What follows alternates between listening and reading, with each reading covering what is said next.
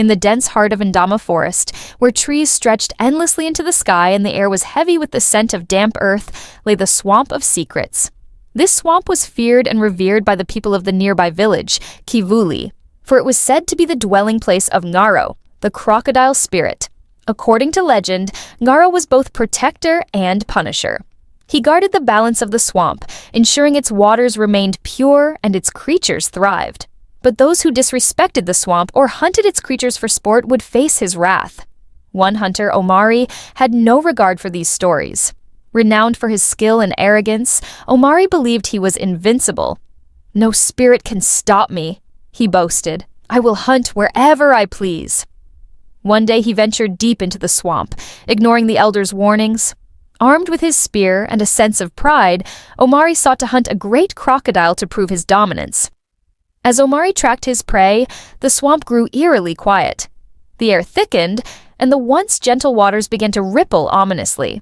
Unbeknownst to him, his every step was being watched by something far more powerful than a crocodile. Omari soon found his target, a massive crocodile basking on a muddy bank. With practiced precision, he raised his spear and threw it. The spear struck the crocodile, but instead of roaring in pain, the creature let out a deep, guttural laugh that sent chills down Omari's spine. The crocodile began to transform, its scaly body stretching and reshaping into a humanoid form. Standing before Omari was Ngaro, the crocodile spirit, towering and terrifying, with scales that shimmered in the dim light and piercing yellow eyes that seemed to see through Omari's soul. "You dare to harm my kin and disturb the balance of my swamp?" Ngaro thundered.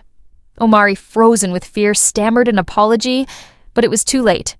Ngaro raised a clawed hand and uttered a curse. "For your arrogance and disrespect, you shall become like me, a creature of both land and water.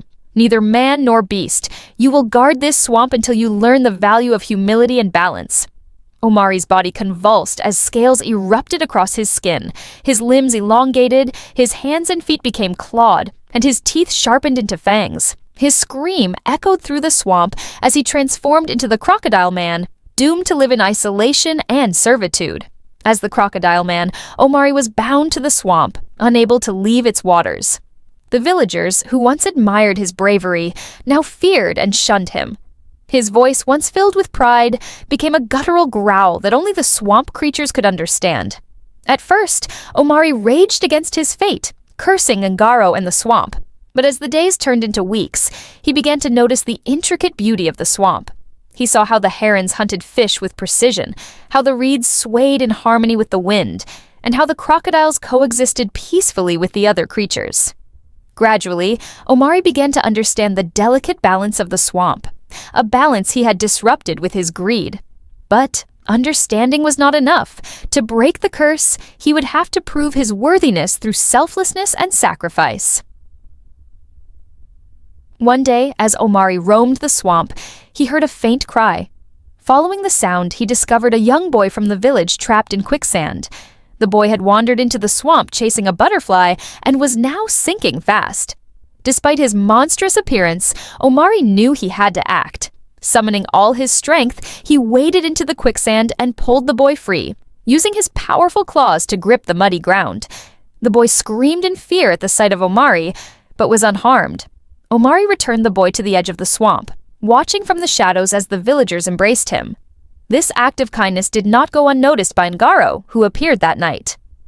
"You have taken the first step, Omari," the spirit said, "but redemption requires more than a single act. The swamp will test you further." Over the next moons, Omari faced numerous challenges. He saved a mother heron whose nest was threatened by a rising tide, guided a lost leopard cub back to its den, and helped restore the swamp's balance by protecting its waters from pollution caused by careless villagers. With each act, Omari felt a small part of his humanity returning. The ultimate test came when a group of hunters entered the swamp, determined to slay the Crocodile Man. Omari, now fully understanding the importance of the swamp's balance, did not wish to harm them, even though they sought his life. Using his knowledge of the swamp, Omari led the hunters away from danger, ensuring they did not disturb the delicate ecosystem. At one point, he revealed himself to them, not as a monster, but as a protector of the land. The hunters, moved by his actions and humbled by their own disrespect, laid down their weapons, and pledged to honor the swamp's sanctity.